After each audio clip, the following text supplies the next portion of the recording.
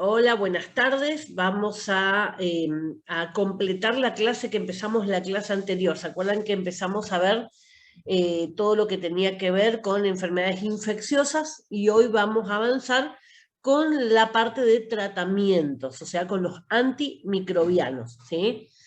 Recuerden que microbio viene de micro, pequeño, pequeño ser vivo, salvo los virus que no se consideran seres vivos, porque no pueden reproducirse por sí solos, sí o sí necesitan del huésped, el resto sí son todos seres vivos.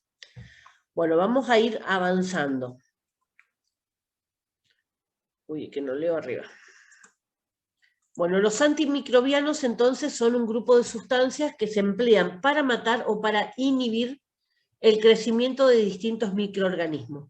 Cuando hablamos de matar, se refiere, por ejemplo, en el caso de las bacterias, un bactericida.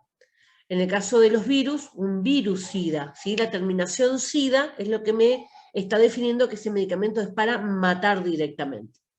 Ahora, cuando, por ejemplo, una bacteria, yo digo que es bacteriostático, eso me está indicando que es como para inhibir el crecimiento, ¿sí? O sea, la terminación estática se refiere a inhibir o a frenar el crecimiento, no a matar, ¿sí? No todos los medicamentos pueden llegar a matar, y hay algunos virus, por ejemplo, que no tienen tratamiento, como el HIV y demás, así que lo único que podemos hacer es enlentecer o tratar de evitar que se multipliquen, ¿sí? Eso sería, por ejemplo, todo lo que sean los tratamientos con el HIV. Entonces, va a depender el tipo de microorganismo que me haya invadido, va a ser el tratamiento que voy a necesitar. Entonces, para estos 4 tipos que vimos en la clase pasada, vamos a necesitar los antibióticos para las bacterias, los antivirales para los virus, los antiparasitarios para los parásitos y los antimicóticos para los hongos. Vamos a ir viendo. Esto habíamos visto en la clase pasada, distintos tipos de bacterias, sí, que por la forma o por la protección que tenían alrededor, se podían clasificar en estos, ¿sí? Cocos son los redonditos, los diplococos cuando estamos hablando de 2 que se pegan, ¿sí? Pueden armar cadenas largas como los estreptococos, pueden armar racimos como los estafilococos. Estos tipos de infecciones o de bacterias están presentes en el tracto intestinal, están presentes en la parte respiratoria. Son las infecciones comunes, ¿sí? Pero depende qué fue, digamos, va a ser la gravedad. Cuanto más complicada sea la cubierta que tienen, más difícil va a ser tratar de eliminarlos. Pero dentro de todos, las bacterias son más fáciles de eliminar. Dentro de los antibióticos, entonces, vamos a tener para el tratamiento antibióticos, sí, que tienen que ver con el tratamiento de las infecciones producidas por esas bacterias. Un antibiótico no me sirve cuando la infección se debe a un virus o a un hongo, ¿sí? Entonces, lo que sí tengo que identificar antes de iniciar un tratamiento o de tomar antibióticos es justamente cerciorarme de que sea una infección bacteriana. Vamos a clasificarlas de distintas maneras, según el tipo de acción que tenga, de bajo espectro o amplio espectro. Eso ustedes siempre van a poder leer en los prospectos que dice antibiótico de bajo espectro o antibiótico de amplio espectro. Bueno, ¿qué significa eso? De bajo espectro, aquellos que solo atacan a bacterias de un tipo concreto. Por ejemplo, le va a decir gram negativas o gram positivas. Esta forma de clasificar gram positiva y negativa tiene que ver con un test que se hace de coloración de esas bacterias, ¿sí? Cuando son positivas porque vuelven a su color, cuando son negativas porque no vuelven a su color normal. Esto es un test que se hace in vitro, y con eso sirvió para clasificar una gran cantidad de bacterias. Entonces, cuando ustedes van a ver que aparece amplio espectro, normalmente se refiere a gram positivas y negativas, las dos. Entonces, cuando hablamos de amplio espectro, atacan a bacterias de varios tipos diferentes en caso de desconocer la bacteria causante. Normalmente, cuando no se pide los análisis para ver qué tipo de bacteria es, normalmente siempre van a usar un amplio espectro, o ante la duda, o ante la emergencia, ¿sí? Para evitar que esa infección avance más, siempre se va a ir a un antibiótico de amplio espectro. Pero a veces tampoco resultan, porque son tan específicos o tienen tanta resistencia a los antibióticos que sí o sí se tienen que hacer los análisis, hacer los cultivos para ver a qué drogas son sensibles y a partir de ahí aplicar esa droga que es sensible. Esto se debería hacer siempre, pero en la práctica no se da por el tiempo, por los costos, ¿sí? Siempre van a acudir a un amplio espectro más rápidamente. Con el poder de acción que tengan, bactericidas, como le decían, que matan, y los bacteriostáticos que los detienen o los inhiben. Las bactericidas son capaces de eliminar la bacteria, la eliminan, curan la enfermedad. Y bacteriostáticos bloquean el crecimiento y la multiplicación de la bacteria que es dañina, pero no van a generar, digamos, una matanza completa. ¿En qué caso se da esto? En el caso, por ejemplo, de floras intestinales. ¿Sí? Cuando alguna bacteria se activa, la idea no es matar a todas las bacterias porque se necesita la bacteria en la flora. Así que la idea es matar aquella que es dañina, pero tratar de respetar al resto de la flora que existe en el lugar. Obviamente va a ser difícil esto y obviamente sobreviven muy pocas. Por eso siempre después de usar un antibiótico generalmente viene colitis, que es la eliminación de esa flora, y después tarda hasta que la persona nuevamente restituye la flora normal o la flora habitual del tracto digestivo. Siempre se va a dar esos circuitos, digamos. Cuando no tengo flora, se presentan los cuadros de colitis, ¿sí? ¿Por qué? Porque el intestino no tiene nadie que le proteja y va a tratar de eliminar rápidamente, por eso aparecen las colitis. Recuerden que las colitis son mecanismos de defensa que tiene el organismo. Entonces, hasta que la flora nuevamente cubra todo el intestino, va a tardar unos días. En el caso de los virus, habíamos visto que había distintas formas, ¿sí? De los virus, todo lo que son ahora característicos de la gripe y característico del coronavirus tiene que ver con la forma esférica, el globito, ¿sí? Y también habíamos visto que los complejos eran aquellos que eran capaces de infectar hasta a virus, ¿sí? O sea, son a bacterias, virus que son capaces de infectar bacterias. A los virus no los ataca nadie. ¿Por qué? Porque no tienen material genético, ¿sí? Entonces son ellos los que necesitan el material genético de otro lado para poder continuar. Bueno, vamos con los antivirales. Los antivirales se emplean en el tratamiento de algunas de las infecciones virales que afectan al hombre. Algunas de estas normalmente son las que tienen un ciclo y se autoeliminan. Por ejemplo, la gripe. La gripe pasa, ¿sí? Puede ser que tarden 10 días, pero la gripe va a pasar. Lo que normalmente hacemos es tomar medicación para los síntomas que nos da. La tos, la rinorrea, que es esto del líquido que sale de la nariz, las cosas que son más molestas, pero en realidad el ciclo va a cortarse solo. Normalmente el mecanismo de acción que tienen los virus es justamente esto de penetrar una célula, unir el material genético, ¿sí? Con el material genético para poder multiplicarse, ¿sí? Si no, no se puede multiplicar solo, necesita adherirse al material genético de la célula huésped, o sea, el individuo que le está alojando, y a partir de ahí se multiplican y van a salir mayor cantidad de virus, ¿sí? A atacar las otras células que están en el lugar. Esto se da continuamente y se da en varias células a la vez, por eso es exponencial. De uno pueden salir varios y de cada uno de esos salen varios nuevamente. Por eso, digamos, la rapidez que tiene una infección viral y también para transmitirse de una persona a la otra. Lo vemos ahora con el coronavirus. Cuando tuvimos la anterior pandemia 2009-2010, tuvimos la pandemia de gripe porcina.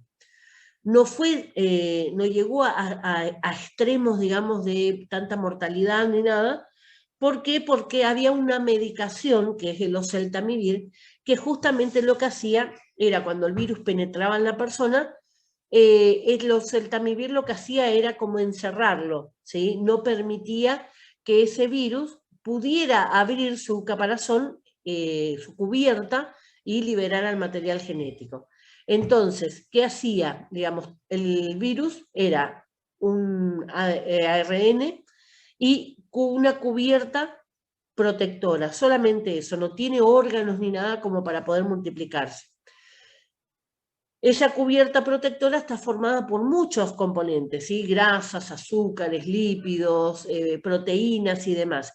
Y hay dos proteínas principalmente, neuraminidasa es una, y es la principal, que tiene que ver con el nombre, porque la gripe porcina se llama N1H1, ¿sí? Hay variantes, N2H1, hay distintas variantes, pero siempre con la N y con la H. La N es de neuraminidasa y la H de hemoglutinina. Esos son los dos nombres de las proteínas que tiene.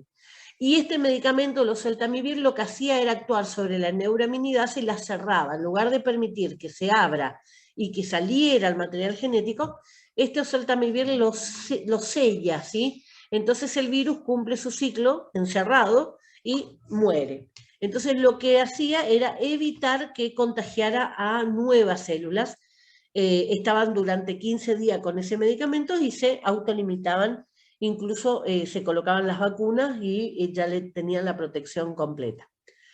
Después vinieron nuevamente contagios de gripe porcina en los años siguientes, aún hoy lo tenemos, pero ya nunca fue masivo porque la gente, la población ya tiene los anticuerpos con las vacunas y demás. Este tipo de vacuna son las que se colocan con la vacuna antigripal, ¿sí? Tiene dentro de la vacuna antigripal las cepas que son más mortíferas, ¿sí? O sea, las que cuando infectan causan la mayor cantidad de muertes. Entonces esas están incluidas todos los años en la vacuna antigripal. Bueno, dicho esto, para que se entienda, ¿no? Ahora lo que está fallando es justamente que el oseltamivir no sirve para esta vacuna, para esta pandemia, y todavía no pudieron encontrar una droga que cumpliera con ese rol, ¿sí? Con ese rol de proteger, de frenar la replicación del virus hasta tanto que la vacuna pueda hacer o a llegar a ser un efecto. Bueno, los parásitos, ¿sí? Habíamos visto distintos tipos de parásitos en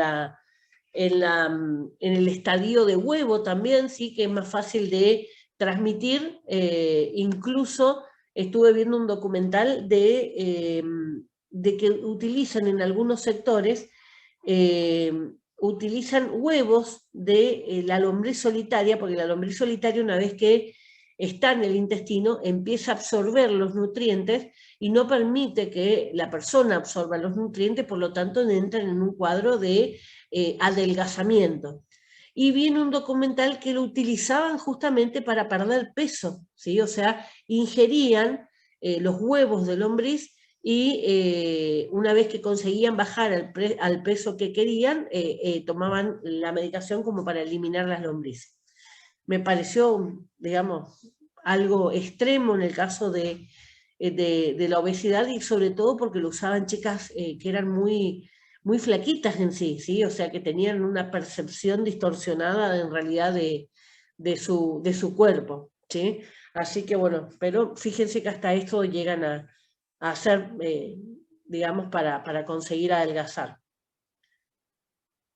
Dentro de los antiparasitarios, estos se emplean para el tratamiento de infecciones que tienen que ver con los parásitos, aquellas que pueden llegar a ser externos, ¿sí? Como los piojos que vimos y demás, en ese caso se llaman ectoparasiticidas, ¿sí? Porque la idea es matarlos, ¿sí? Eliminarlos.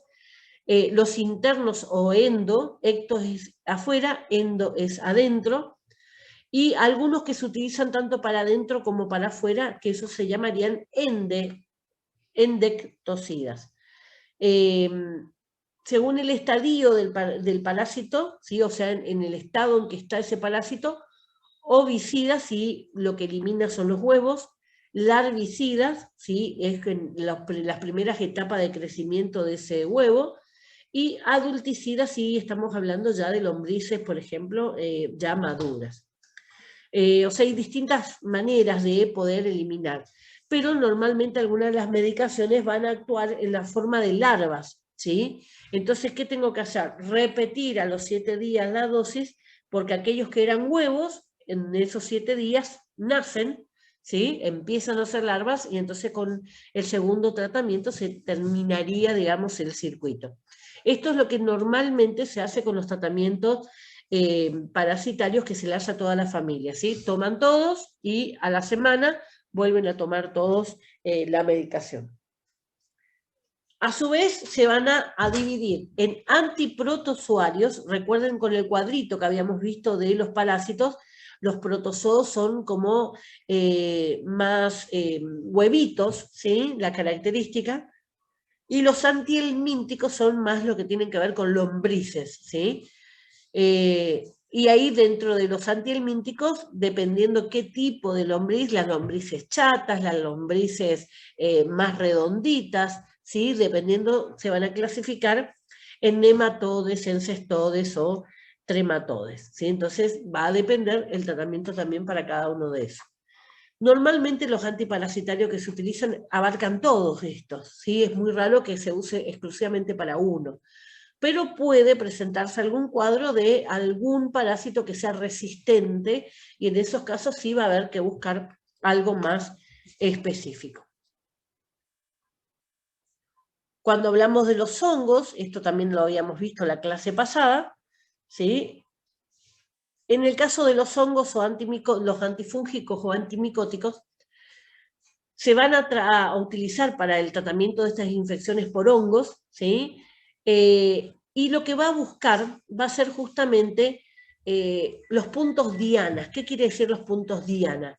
Depende el antifúngico que estemos hablando, van a actuar en distintas partes de esa célula, de ese hongo. Ahí ustedes, bueno, tienen en inglés, no le pude conseguir en español, pero no es difícil de entender el gráfico.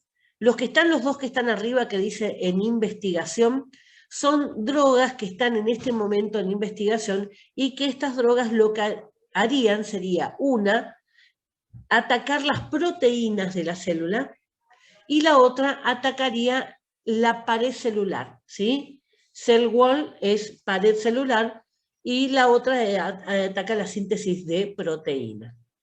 Vamos a ver los ejemplos que están más abajo. Vamos a tener a la derecha de la pantalla vamos a tener algunos que van a atacar la célula de la membrana. ¿Por qué atacan las células o la pared celular, como en el caso que se está investigando? Porque al destruir esa pared, se desarma la célula, ¿sí? Entonces se destruye también la forma de que esa célula pueda seguir multiplicándose. Entonces, en este caso, los azoles, ¿sí? Van a actuar sobre esa célula de la membrana. Después vamos a tener más abajo en un recuadro rojo, ¿sí? Que dice directamente en la membrana interna, ahí lo que van a actuar van a ser los polienos, ¿sí? Que destruyen. Eso normalmente cuando se utiliza soluciones y demás que actúan directamente sobre la superficie de la piel y lo que está en los hongos. Bueno, seguimos hacia la izquierda.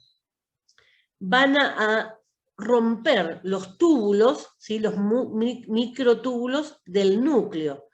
En ese caso la grisofulvina. La grisofulvina es uno de los antimicóticos más utilizados, ¿sí? Justamente porque al atacar el núcleo asegura de que no sobreviva. Y la síntesis del ácido nucleico, ¿sí? Que va a ser parte de ese ADN del hongo, lo va a hacer la flucitocina. Entonces son muy puntuales, son los puntos dianas que tienen los medicamentos justamente para poder atacar. Les puse esto para que ustedes se imaginen la célula, ¿sí? Porque después cuando hablemos de los medicamentos, para que ustedes tengan una idea, digamos. Puede ser la pared, puede ser el núcleo, puede ser las proteínas, ¿sí? Puede ser la síntesis del ácido nucleico o ADN. Bueno. No les encontré en castellano. Bueno, a ver qué dice. Mecanismo de acción de los antimicrobianos. Los antimicrobianos ejercen su efecto letal, matan o inhibitorio, frenan, ¿sí? Lo que hablábamos hace un ratito, sobre el microorganismo actuando en diferentes sitios de los mismos. Estos sitios se denominan blanco de acción y la interacción entre el antimicrobiano y tales blancos se conoce como mecanismo de acción. O sea, distintos medicamentos van a tener distintas formas de matar a ese microorganismo. Algunos son tóxicos para los microorganismos, o sea, van a ser sustancias que van a ser tóxicas y obviamente los matan. Otras van a impedir la replicación, entonces termina el ciclo, como en los virus, termina el ciclo y termina la enfermedad. Otros secuestran factores esenciales para el crecimiento, por ejemplo, los nutrientes que necesita un hongo, ¿sí? No le dan, la medicación no le da ese nutriente, entonces termina por morir. Y otros destruyen componentes esenciales de los microorganismos, por ejemplo, las paredes de algunas bacterias. Vamos, estoy resfriada, vamos a los antibióticos. Los antibióticos, los principales grupos de fármacos antimicrobianos. Vamos a los aminoglucósidos. Esto está medio complicadito porque son muchos nombres, ¿sí? Son muchos nombres, es larga la clasificación de antibióticos, son muchos nombres un poco difíciles, pero no se detengan tanto acá. A mí lo que me interesa es que ustedes entiendan el mecanismo de acción que tiene, ¿sí? No se preocupen por la cantidad de nombres que van a aparecer. Bueno, de estos son bastante conocidos, la streptomicina, la neomicina, están muchas cremas antihongos que ustedes puedan llegar a encontrar, la micacina en inyectable, la tobramicina, muchas gotas para el ojo tienen tobramicina, lo mismo gentamicina también viene mucho en crema, sí que son aquellas drogas por ahí más sencillas o dentro del grupo que menos efectos adversos puede llegar a tener. Vamos a los famosos beta-lactámicos. Los beta-lactámicos son los derivados de la penicilina, ¿sí? Y son el grupo de medicamentos principalmente que generan mayor cantidad de reacciones alérgicas, incluso shock anafilácticos. ¿Qué quiere decir? Que pone en riesgo la muerte del paciente si no se les atiende. Esto sobre todo en inyecciones de penicilina, que si no se hace la prueba para saber si la persona es alérgica, puede directamente matar a la persona. Perdón. Vamos a esas penicilinas. La bencilpenicilina o penicilina G, la fenoximetilpenicilina o penicilina B, la ticarcilina comparte el mismo componente, ¿sí? Por eso generan a veces las mismas alergias. La ampicilina es muy utilizada, la otra no. Bueno, y de ese grupo, digamos, la ampicilina y la piperacilina son aquellos medicamentos o monodrogas que van a ser más utilizadas, sobre todo en inyectables, ¿sí? En estos casos siempre van a ser más inyectables. Hay penicilina en comprimido, pero mayoritariamente las más potentes van a ser las inyectables. Vamos a la cefalosporina. Las cefalosporinas son un grupo de medicamentos que más ha permitido, en base a la penicilina, que más ha permitido la fabricación, ¿sí? Semisintética. O sea que con pequeñas modificaciones se fueron haciendo cada vez antibióticos más potentes. Del grupo de la cefalosporina de la primera generación, la más representativa y la más que ustedes van a llegar a ver en la farmacia es la cefalexina. Cefalexina viene en comprimido, viene en jarabe, ¿sí? Se usa mucho en los chicos, se usa mucho cuando hablamos de infecciones en general, no infecciones de amígdalas, ¿sí? Ahí normalmente van a utilizar más todo lo que sea la parte respiratoria, van a utilizar más la amoxicilina. Pero en el caso de la cefalexina se habla de infecciones que tienen que ver en general, ¿sí? Con el cuerpo. Supónganse una herida infectada, algún cuadro, digamos, que así que pueda llegar a pasar a sangre. Bueno, entonces, la principal o la más conocida va a ser la cefalexina. La cefalotina también y el cefadroxilo también salen mucho, ¿sí? Solamente que ellos están exclusivamente en inyectables. La cefalexina lo que tiene es la posibilidad de ser en comprimido, entonces más fácil. Sobre este grupo se trabajó sintéticamente y salió la segunda generación. ¿Sí? En ese caso la cefuroxima, cuando surgió la cefuroxima, que fue la primera y la principal, cuando surge la cefuroxima fue todo un boom. Prácticamente el 80% de los que estaban internados en terapia intensiva empezaron a recibir este tipo de antibióticos y durante mucho tiempo funcionó fantástico. Como todo, por el abuso de los antibióticos, con el tiempo deja de tener efecto y se tuvo que ir avanzando más. ¿Sí? Pero de este grupo, de la segunda generación, la cefuroxima, la cefoxitina y la cefuroxima, bueno, la misma. Estas dos, digamos, serían las que son los más representativos. Seguimos avanzando, necesidad de buscar nuevos antibióticos, pasamos a la tercera generación. Ahí, bueno, la cefixima es por lejos, digamos, la que más se utiliza. Esto ya está más indicado exclusivamente en los hospitales. Ustedes no van a ver esto en un pedido, digamos, para una farmacia, para un tratamiento ambulatorio. Normalmente son para casos graves. Y la cuarta generación, que ahí sí ya estaríamos hablando de bombas atómicas, le llamo yo, cuando son muy poderosos, y son las cefepima y cefpirona, que tiene que ver todo con la parte hospitalaria, intrahospitalaria. Seguimos dentro de las penicilinas, ¿sí? Vamos a otro subgrupo, la monobactamas como el Astronam, también es inyectable. Los carbapenemes, ¿sí? El imipenem, el meropenem, el ertapenem, los tres son muy utilizados en todo lo que sea la parte hospitalaria, vienen inyectable, no vienen otra presentación, por eso son exclusivos de la parte hospitalaria. Seguimos dentro de las penicilinas, ¿sí? Otro subgrupo, los inhibidores de las beta-lactamasas, como las amoxicilinas, ¿sí? Medicamento más utilizado y más utilizado, ¿sí? Por automedicación, digamos, son los medicamentos que más, y lo peor es que es el medicamento que más se lo mal utiliza. Es el que suelen utilizar cuando empiezan con un estado gripal, cuando les empieza a doler la garganta, ante cualquier cosa toman una amoxicilina, y eso hizo que con el tiempo la amoxicilina fuera irrelevante, ¿sí?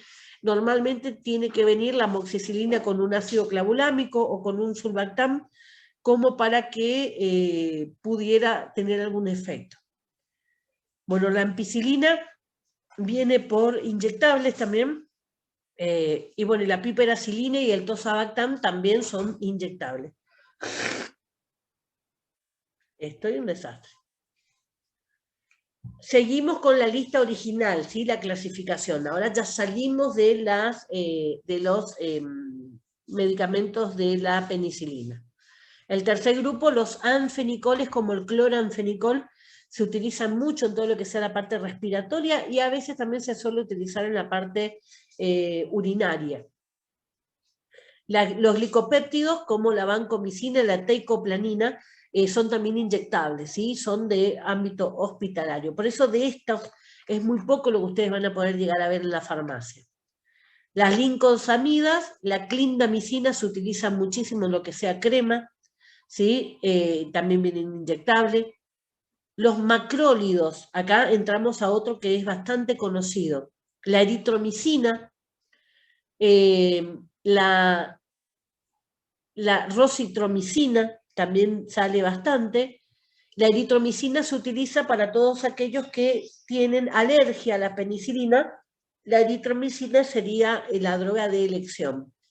Y de este grupo, los que son más conocidos van a ser la citromicina, que fue un boom. ¿Por qué? Porque fue uno de los primeros antibióticos que requería una sola toma diaria.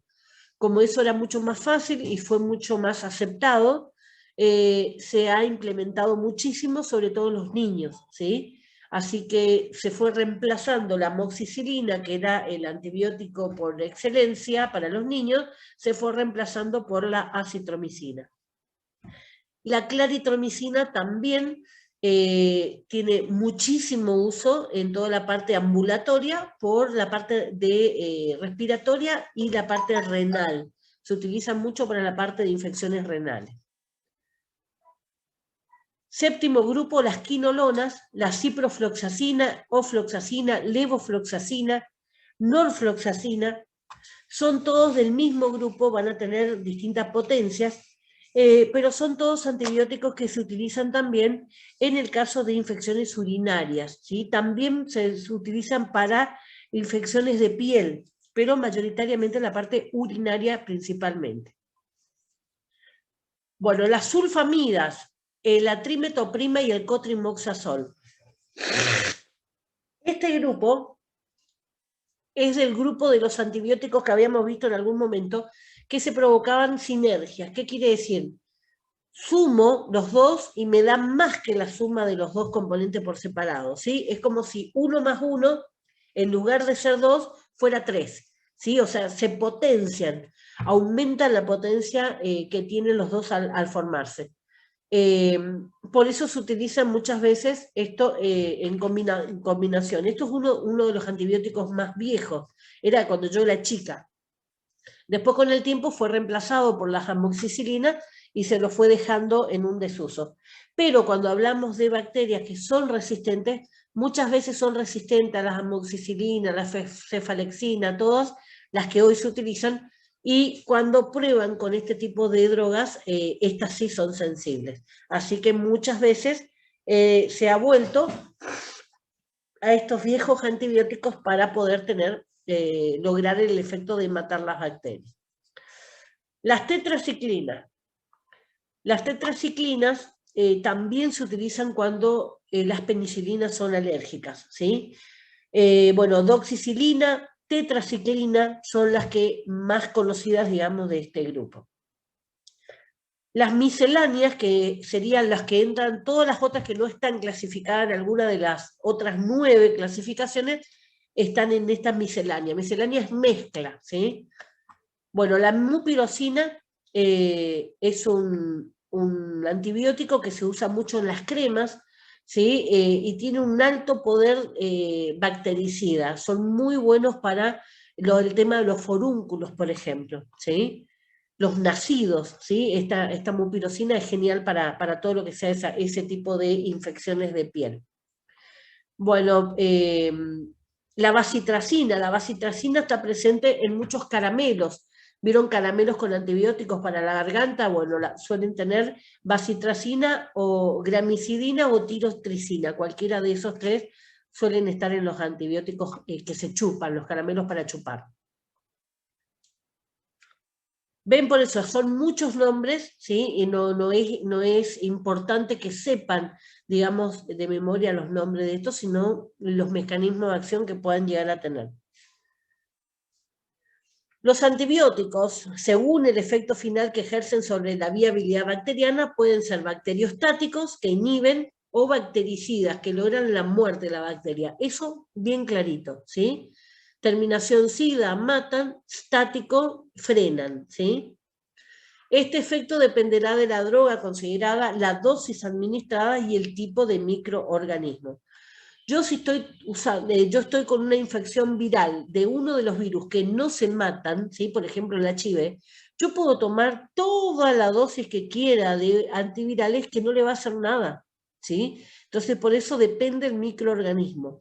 En algunos casos al aumentar las dosis aumenta la posibilidad de eliminar, pero hay otras que escapan porque no tienen nada que ver con la dosis del medicamento. Los bacteriostáticos, entonces, los antibióticos, ATB es la forma de abreviar antibióticos.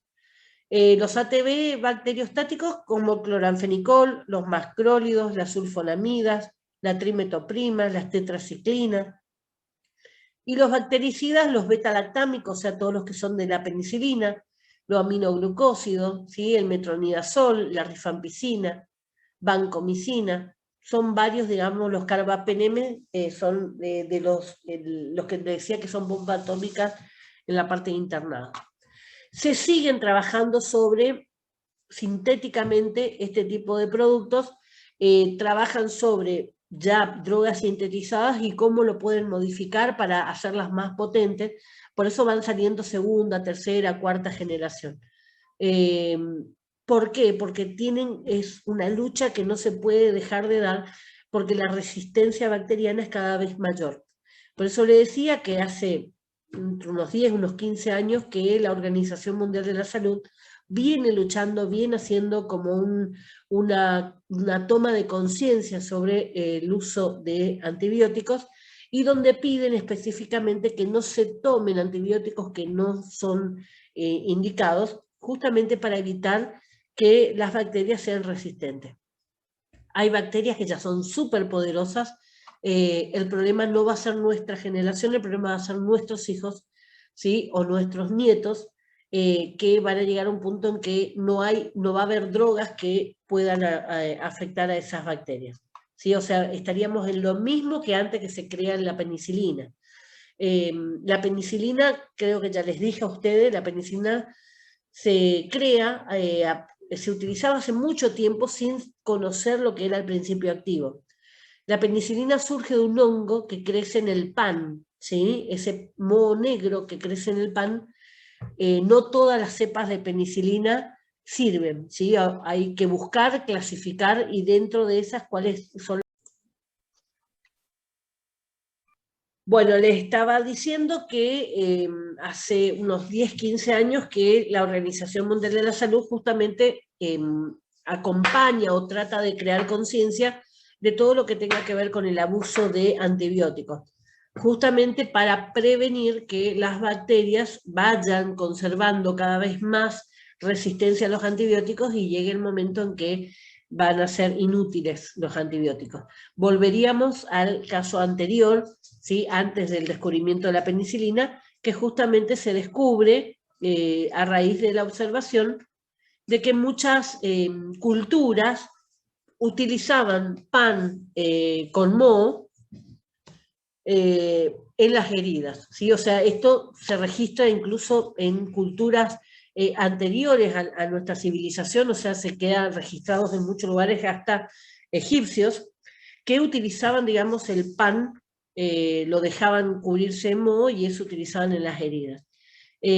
Así que hay registros hace mucho tiempo. Lo que sí, cuando se descubre la penicilina fue como la ventaja que se tuvo en cuanto a la Segunda Guerra Mundial, para justamente salvar a los pacientes, ¿sí? O sea, fue un antes y un después. ¿Por qué? Porque la gente moría por infecciones, ¿sí? Sufrían un corte leve, pero morían con las infecciones. Así que a partir de la creación de la penicilina, fue, digamos, todo un logro para lo que sea la parte médica.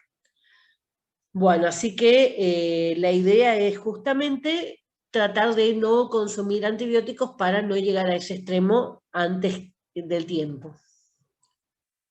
Vamos a los antivirales. La clasificación de los antivirales. Los no retrovirales. Los retrovirus se llaman así, digamos, porque tienen una codificación al revés, ¿sí? Por eso retro, para atrás. El HIV, por ejemplo, es un retrovirus. Normalmente son más complicados que los virus normales, ¿sí? Los no retrovirales tenemos los inhibidores de la síntesis de proteínas, como el interferón alfa, los inhibidores de la síntesis de ARN mensajero. Recuerden en las partes, ¿sí?, que podían atacar. Van a interferir con la síntesis de proteína, van a interferir con la síntesis de el ARN mensajero. RNAM es ARN mensajero, el que da la información para que se multiplique. Inhibidores de la ADN polimerasa, como el aciclovir, el ganciclovir. El aciclovir se utiliza muchísimo en lo que sean los herpes, ¿sí? El herpes simple, las heridas a la boca. El aciclovir es buenísimo, digamos, enseguida va a hacer que se inhiba. No la va a curar, sino que la va a inhibir. Por lo menos deja de doler tanto, porque el herpes es como, da una sensación como que late. También se utiliza mucho en todo lo que sea la varicela, ¿sí?, el sarampión, en esos casos da, digamos, una sensación de calma en las heridas. Los inhibidores de la liberación del genoma viral, la mantadina o rimantadina, lo que van a hacer es evitar que se abra el virus y disemine el ADN. Entonces van a actuar en distintos puntos y eso es lo que genera, digamos, los distintos mecanismos de acción. Los retrovirales, tenemos los inhibidores de transcriptasa reversa, como el ácido budina. El ácido budina o el AZT fue la primera droga que se creó para el HIV. Tengan en cuenta que la historia, no sé si vieron alguna de las películas de la historia del HIV, fue bastante traumática, fue bastante difícil, muy cargada de discriminación. A partir de la aparición del HIV surgieron muchas leyes antidiscriminatorias, surgieron la posibilidad, por ejemplo, de la ley de habeas data, de protección de datos, que ¿qué quiere decir? Que si yo no quiero que sepan cuál es mi diagnóstico, yo tengo el derecho a mantenerlo en silencio. Entonces se utilizan códigos 70 para el HIV, se puede utilizar el anonimato del paciente, puede usar iniciales, puede usar un seudónimo. Se le permitió, digamos, a raíz de toda la discriminación que había, porque cuando se enteraban que una persona tenía HIV, lo echaban de su trabajo, ¿sí? Los aislaban. Al principio fue muy difícil, no había ninguna medicación, no se conocía. Primero se le llamó peste rosa, por eso siempre surgieron todo lo que son las conspiraciones y demás, de que era un medicamento para eliminar a las personas gay. Supongamos que es así, que fue creado para eso. ¿Por qué? Porque empezó, digamos, la comunidad gay. Los primeros que empezaron a enfermarse y a morir de una enfermedad que no se conocía fue precisamente la comunidad gay. Sobre todo aquellos que eran gay activos, ¿sí? Eran los que más rápido sucumbieron. A partir de ahí empezó después a haber una segunda oleada de infección cuando empezaron a aparecer las madres infectadas, ¿sí? O sea, esposas de familia. ¿Qué pasó? Se les fue el factor del medio, o sea, cómo era el vector que iba de un lado al otro. Y era el tema de los esposos que mantenían una doble vida, tenían su familia y por otro lado tenían su amante gay. Así que ellos fueron los que llevaron, digamos, salió de la comunidad gay y empezó a invadir a la comunidad heterosexual. A partir de ahí las madres transmitieron a sus hijos porque no se sabía qué pasaban durante el canal de parto. Hoy se sabe, hoy se puede evitar. Antes no se sabía que no se tenía que amamantar con HIV, hoy se sabe, entonces ya se evita. Entonces hoy una mamá con HIV puede tener un hijo totalmente sin ningún tipo de problema. Lo que se le hace es nacer por cesárea, no se le amamanta, y el tema es que se le hace un tratamiento para revertir esa sangre fetal que va a salir con anticuerpos para el HIV, pero la sangre fetal se cambia, ¿sí? Alrededor de los 2 o 3 meses se va a cambiar esa sangre fetal a su sangre verdadera, digamos, y el tratamiento durante todo ese tiempo evita que el paciente quede con HIV positivo. O sea, se le puede negativizar a un bebé, puede ser totalmente sano. Esto no había antes, ¿sí? Hasta el momento del AZT, y tengan una idea para que tengan cuándo surge esto. 6 meses después que Freddie Mercury muere, Freddie Mercury salió a la luz, dijo que tenía HIV, ya todos conocían su estilo de vida, ¿no? Pero dijo que tenía HIV y al otro día la noticia fue que había muerto. 6 meses después surge el AZT. O sea, si hubiera surgido antes o si él hubiera aguantado más tiempo, a lo mejor hubiera tenido la posibilidad de avanzar. Este AZT lo que hizo fue, primer medida, ¿no? Pero tenía muchas reacciones adversas. Había personas que le caía bien y había personas que le caía sumamente mal. Entonces siguieron investigando en varias drogas y bueno, y eso hoy tenemos una batería de drogas que se utilizan en donde se puede buscar cuál es la droga más adecuada para ese paciente, ¿sí? un paciente, una droga me puede hacer mal a mí, pero a otra persona le cae perfecto. Entonces el tema es buscar, encontrar esa droga que me hace bien a mí. A partir de ahí, un buen tratamiento y una buena alimentación. Recuerden que el sistema inmunitario es en base al sistema nutricional. ¿Sí? Si yo estoy bien alimentada, mi sistema inmunitario va a estar bien alimentado, va a estar sano. Si mi hígado funciona, va a estar sano. Si mi médula ósea está bien, va a estar sano mi sistema inmunitario. Son todas cuestiones que se van encadenando. Entonces, una buena alimentación y la droga correcta en el tratamiento reducen tanto la carga viral que la vuelven no detectable. No es que se cura al paciente, sino que vuelven no detectable o no reactivo. Cuando hablamos de HIV no hablamos de positivo o negativo, lo que se habla es reactivo y no reactivo. Cuando me sale no reactivo, no quiere decir que yo no tenga HIV, quiere decir que no reacciona hasta ahora, ¿sí? No hay una garantía de que no se tenga. Como para también que ustedes entiendan, si no lo sabían, lo saben, y tratar de luchar con todo lo que tenga que ver con la discriminación de las personas con HIV. El HIV no contagia, ni con saludos, ni con abrazos, ni con besos, salvo casos muy, muy particulares de lesiones bucales y demás, pero los especialistas dicen que no. Lo que sí creo yo que tendría que fomentarse, digamos, una cultura también de aceptación, pero también una cultura de sinceridad, planteo yo, ¿sí? O sea, yo tengo el derecho a saber si la persona con la que voy a tener sexo tiene o no tiene HIV y yo elegir si quiero correr el riesgo o no quiero correr el riesgo. ¿Sí? O sea que creo que se tiene que trabajar de los dos lados. Hay muchas personas que tienen HIV y no lo dicen por miedo al rechazo y esto creo que sigue fomentando ese círculo de desinformación. Ustedes tienen la Fundación Huésped. La Fundación Huésped es la fundación principal en la Argentina que lucha contra la discriminación y en la investigación para el HIV, y sacan material muy, muy interesante con respecto a los avances y con respecto a los tratamientos y con respecto a los casos, a las estadísticas sobre todo. Cambió mucho las estadísticas ante el grupo principal de contagio. Esto lo vamos a ver cuando veamos enfermedad de transmisión sexual también. El grupo de contagio principal eran las prostitutas. A partir de ahí, las prostitutas empezaron a tener los carnés sanitarios, ¿sí? Fíjense cómo van cambiando, cómo determinadas enfermedades hacen que cambie la conducta.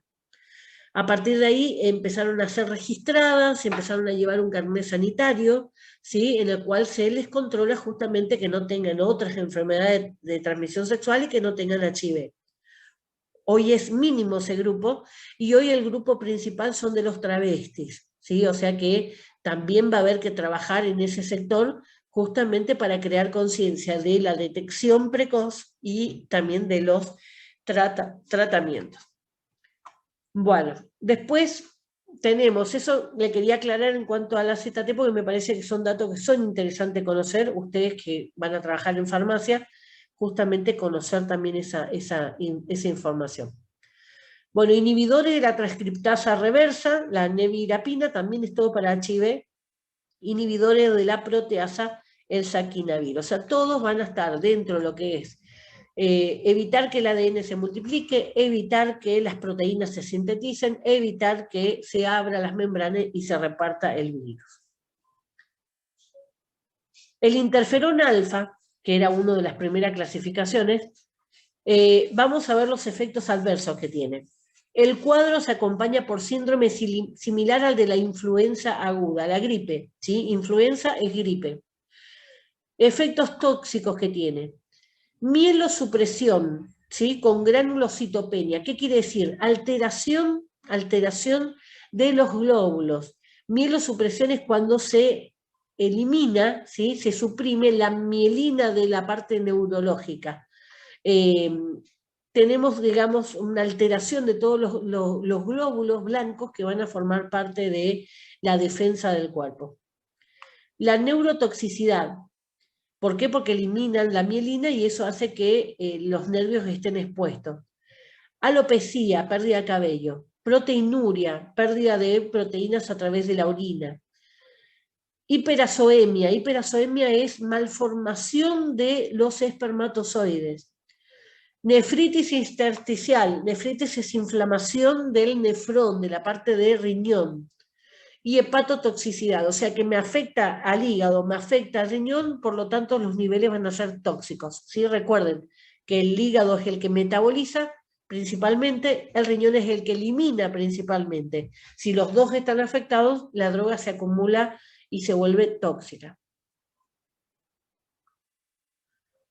La ribavirina, que era otro de los que habíamos visto, efectos adversos. En aerosol puede causar irritación leve en la conjuntiva, exantema, jadeo transitorio, deterioro reversible ocasional de la función pulmonar. Exantema es urticaria, ¿sí? Como una alergia. El jadeo transitorio es falta de aire, ¿sí? Disnea, lo pueden encontrar también. Y de deterioro reversible ocasional de la función pulmonar es tener dificultad para respirar, pero que no es definitiva, no es una enfermedad como el asma, sino que una vez que pase el efecto, va a pasar también el efecto adverso. Por vía sistémica, ¿sí? Puede causar anemia reversible relacionada con la dosis debido a la hemólisis extravascular y supresión de la médula ósea. ¿Qué quiere decir? Cuando se inyecta por sangre, lo que va a hacer, por un lado, es eliminar, ¿sí? La hemólisis es que se rompe el glóbulo rojo, ¿sí? Se rompe el glóbulo rojo, no tengo glóbulo rojo, me vuelvo anémica. Y por el otro lado, la mielosupresión de la médula quiere decir que en el interior de los huesos, la médula, el famoso caracú, es donde se van a fabricar los glóbulos blancos, ¿sí? Entonces también se van a suprimir los glóbulos blancos. Por vía oral, aumenta el riesgo de fatiga, de tos, de exantema, o sea, el prurito, las manchas, sería así, las ronchas rosadas, náuseas, insomnio, disnea, dificultad para respirar es disnea, depresión y anemia. O sea que los efectos adversos son fuertes, pero están luchando contra algún virus. Hay muchas enfermedades virales que causan parálisis, que causan una serie de cuadros que hasta hoy no se tiene ningún tratamiento. Hay virus, como le pasó a una amiga mía, estuvo internada 2 veces en terapia intensiva por un virus que en definitiva nunca lo pudieron encontrar, nunca pudieron saber qué era. Se parecía mucho al citomegalovirus, pero en algo no era igual. Se parecía mucho a otra enfermedad, mielitis transversa, pero fallaba en algo. O sea, tenía los cuadros muy similares, pero no encajaba con ninguno en definitiva. Afortunadamente, bueno, se recuperó, pero en realidad nunca supimos qué fue lo que tuvo. O sea que de esa manera muchas veces los casos pueden pasar desapercibidos o pueden ser maltratados. ¿Por qué? Porque no saben en definitiva cuál es la causa. No es por mala voluntad, sino que directamente es algo que todavía no ha sido identificado claramente. Bueno, la ciclovir, los efectos adversos es bien tolerado, en ocasiones puede causar náuseas, diarrea, cefalea. El aciclovir viene en comprimido, viene en jarabe, viene en pomada. Los que más se utiliza es la pomada por todo lo que sea la parte de herpes labial. El ganciclovir, los efectos adversos, neutropenia y anemia, tiene que ver con los glóbulos blancos, la neutropenia, la anemia con los glóbulos rojos. En general es muy bien tolerado, en ocasiones causa efecto en el sistema nervioso central. La mantadina y remantadina, los efectos adversos, trastornos gastrointestinal, efectos en el sistema nervioso central. Para evitarlo se debe reducir dosis en mayores de 65 años y en pacientes con insuficiencia renal. ¿Por qué? Porque se acumula. Recuerden, a medida que vamos quedando viejos, nuestro riñón cada vez se elimina menos y eso hace que las drogas se potencien, ¿sí? Porque está mucho tiempo la droga en nuestro cuerpo. Los antiparasitarios tenemos la clasificación, los antiprotozoarios, como el metronidazol, la trimetoprima y el sulfametoxazol, que también es un antibiótico, ¿sí? Recuerden. Los antihelmínticos como el albendazol, el mebendazol, El mebendazol es el más utilizado, el famoso Mebutar, ¿sí? Es el más utilizado en ese caso.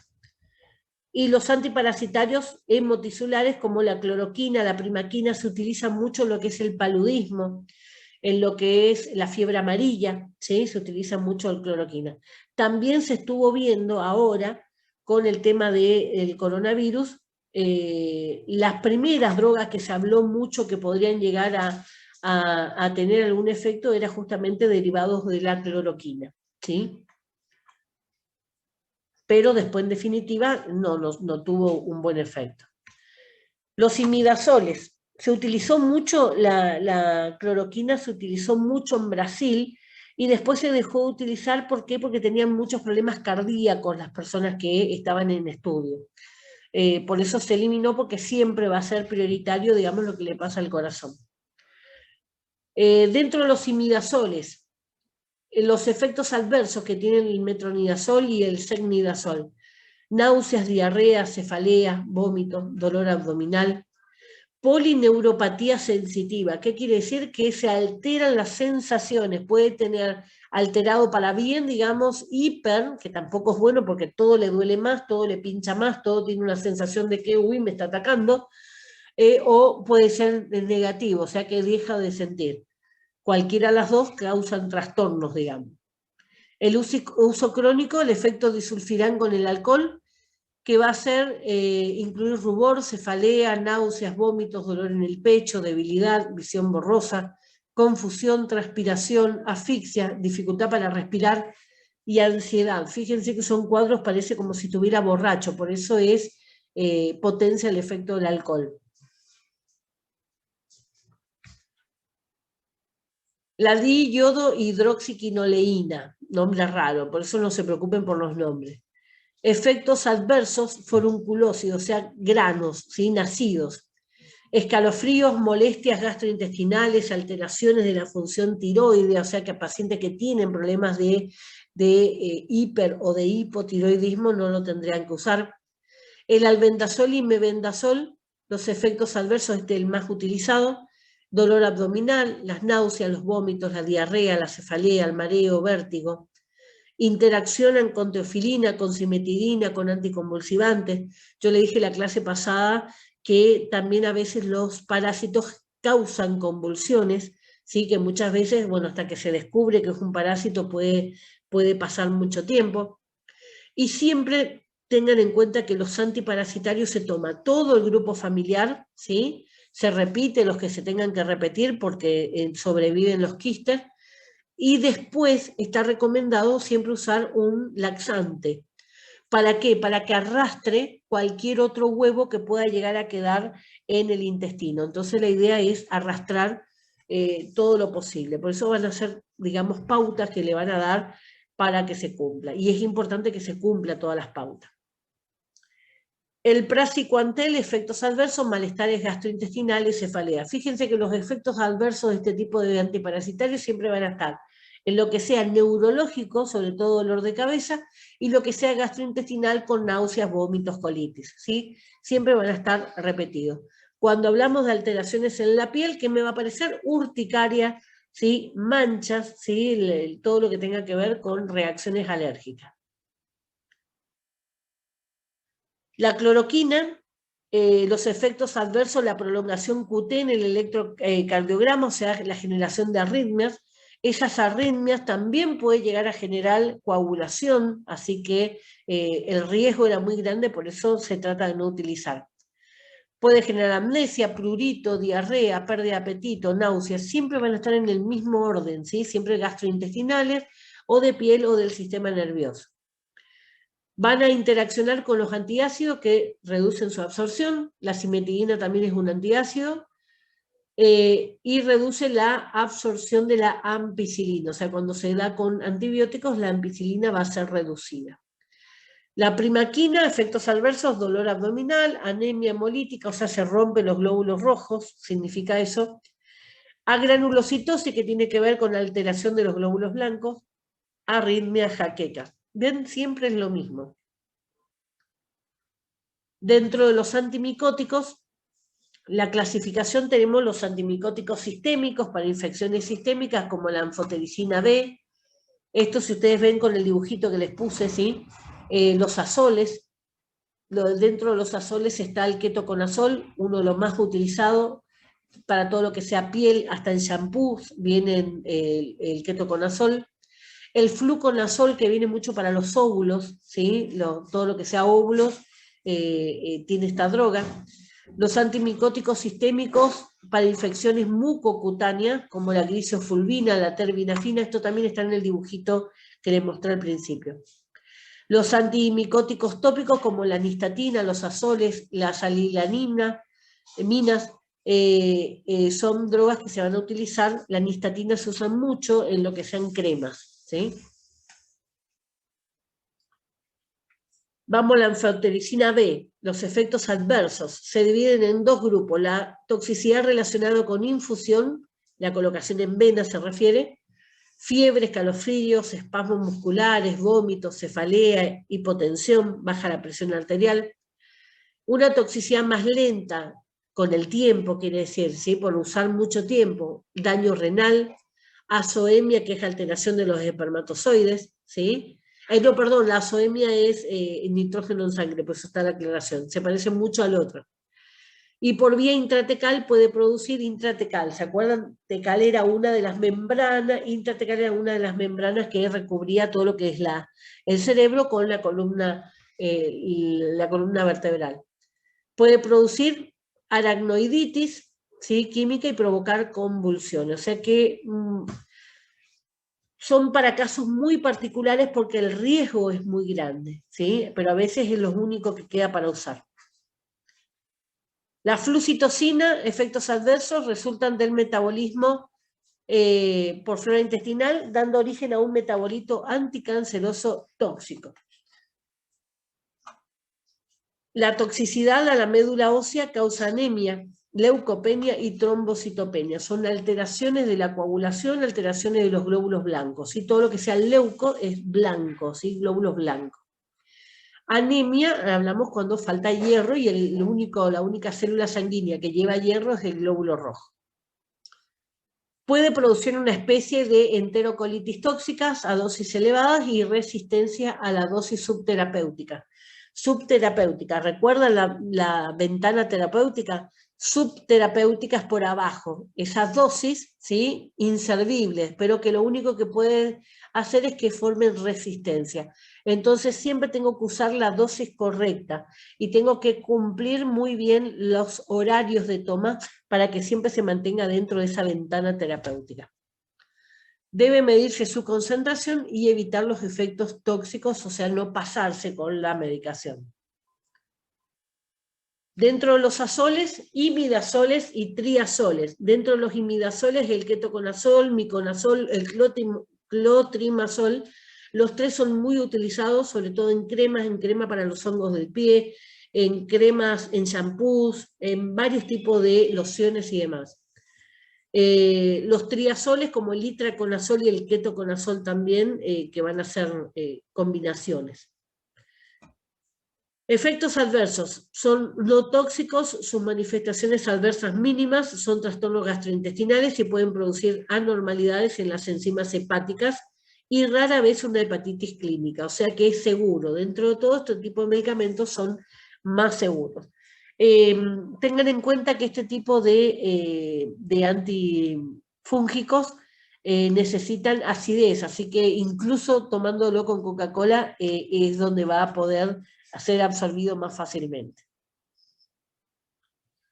La grisofulvina, los efectos adversos, la alergia, la enfermedad del suero, esta enfermedad del suero, digamos que es muy característica, es neurológica, ¿sí? Muy característica. La hepatitis, las interacciones farmacológicas con la warfarina, donde la warfarina es un anticoagulante, el fenobarbitato, esos nombres, fenobarbitalo, el fenobarbital, ¿sí? Que lo vimos en la parte del sistema nervioso central, ¿sí? Que tenía que ver con la epilepsia y demás. La terfinabina es una alilamina, los efectos adversos son poco comunes, pero suelen ser simplemente cefalea y gastrointestinal. La nistatina es tóxica por vía endovenosa, por eso se utiliza solo tópicamente. No se absorbe por piel y mucosa, por lo que no es tóxico por vía oral. Tengan en cuenta, digamos, que todo lo que sea este tipo de productos tiene que cumplirse a rajatabla y son tratamientos largos. ¿Sí? Los hongos son tratamientos largos y hay que continuarlos. ¿Por qué? Porque los hongos pueden avanzar, irse hacia el interior, no quedarse en la superficie, sino ir avanzando y pueden llegar hasta los huesos. ¿Sí? Obviamente el tratamiento es muy diferente cuando se introducen los tejidos porque es más difícil de curar. La onicomicosis, ¿sí? la micosis de uña, tarda mucho tiempo, se tiene que hacer una combinación oral con superficial. Normalmente dan pintura para la uña y a su vez toman comprimidos como para poder terminarlo, pero de todas maneras tardan alrededor de 6 meses hasta que tienen un buen resultado, a veces mucho más. Bueno, con esto terminamos lo que sea este tipo de microorganismos y los tratamientos para los microorganismos en general. Vamos a avanzar un poco más después cuando veamos la enfermedad de transmisión sexual, que ahí vamos a ver ya específicamente cómo actúan distintos tipos de medicamentos para eso. Estamos entonces, me faltó el aire.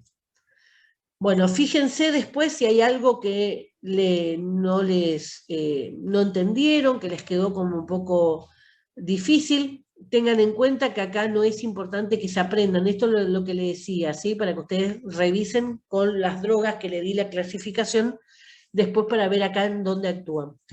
Tengan en cuenta que no es para que ustedes se profundicen mucho en el tema de los nombres de las drogas, porque eso no es interesante. Lo que es interesante es que ustedes recuerden que es un bactericida, que es un bacteriostático, ¿sí? Que es un virucida, que es un antiparasitario, ¿sí? Justamente para que tengan idea en general de las cosas, ¿sí? Bueno, niños, estamos entonces, cualquier cosa me avisan si les quedó algo difícil de entender. Nos vemos la próxima.